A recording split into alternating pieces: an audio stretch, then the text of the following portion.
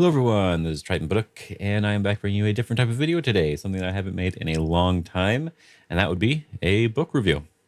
In this case, if we can get that properly in here, it's How to Open Go by Dwyrin 7.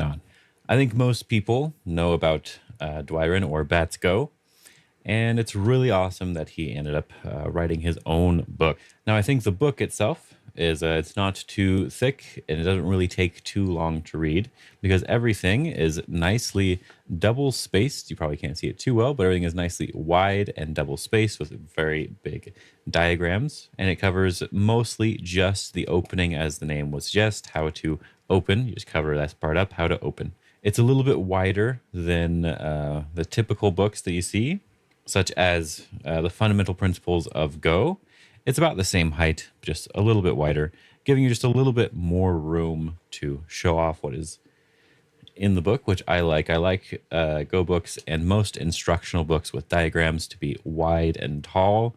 He went for just wide, and that is good enough. If you're already a fan of Bats Go, then you've probably already gotten the book, or maybe you don't have enough money to justify it right away, and so you're eventually going to get it, because it's always really nice to support the people who are helping you out, right? He's been around for quite a long time. But I want to restart my book review series by focusing on his new book. I was hoping it would come out soon enough so that I could do that, and it still took me like a week or two before I ended up reviewing the book after I'd actually gotten it. Now, there are two major selling points for the book, and that would be the writing style, which is the personality of Dwyrin, and then, of course, the actual Go theory aspect.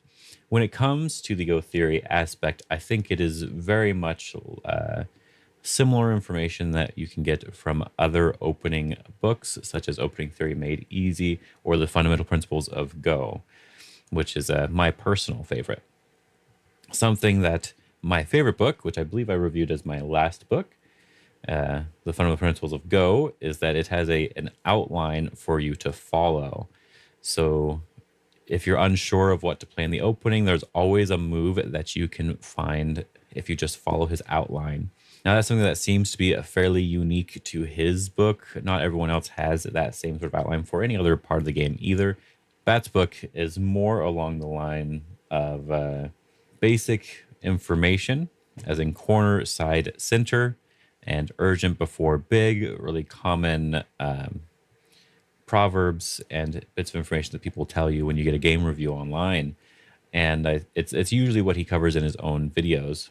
Now, that makes it, for me, a book that you would actually not want as your first opening theory book. Because it is sort of basic, it comes down to how clear everything is. And in his book, it's not quite as obvious and clear as something like as Opening Theory Made Easy.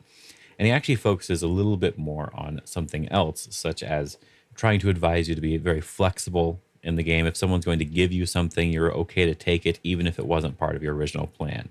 And it seems like these little tidbits of information are more so what this book would be really good for, compared to just having opening theory, which I think could be covered somewhere else. I don't know if he did read any other Go books in preparation for his. I know that one of his sections is basically exactly the same as the direction of play. They both have a chapter covering basically the exact same situation.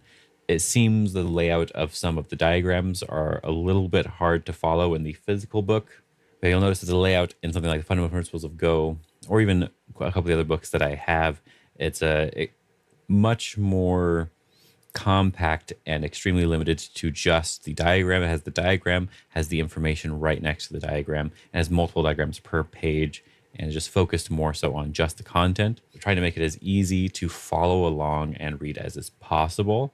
Whereas I think Bats is focused a little bit more on the entertainment aspect in his book. Now, I said there are two major selling points. I said the Go theory and the writing style. The reason why the review actually ended up taking me a long time to get through or to make is because of the writing style of the book. I'm not a huge fan already of type of humor that Bats has on his streams, and so I'm not really his target audience.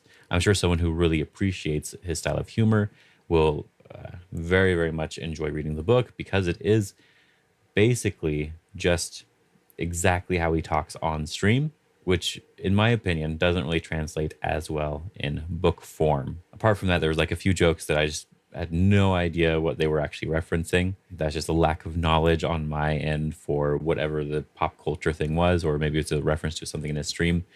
But if you are usually very easily following along with a lot of the references he makes and a lot of the jokes he makes, then you will very much like the way the book was written.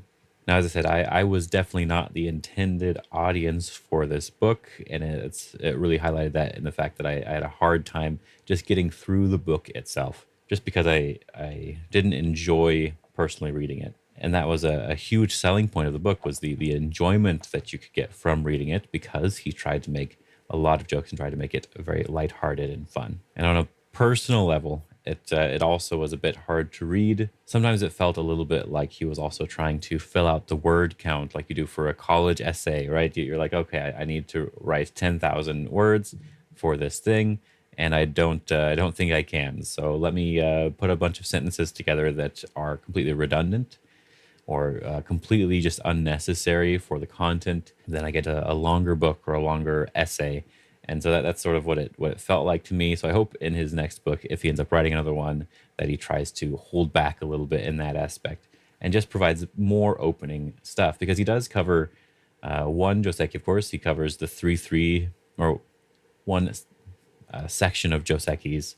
He does cover 3-3 Joseki, old and new, but he doesn't really cover too many other things. If he cut out some of the fluff, he could have covered at least one or two more Joseki, for example. But there is one aspect of the book that I think is very useful, and that could be the reason why you buy this book. And it's the little tidbits of information that he puts throughout.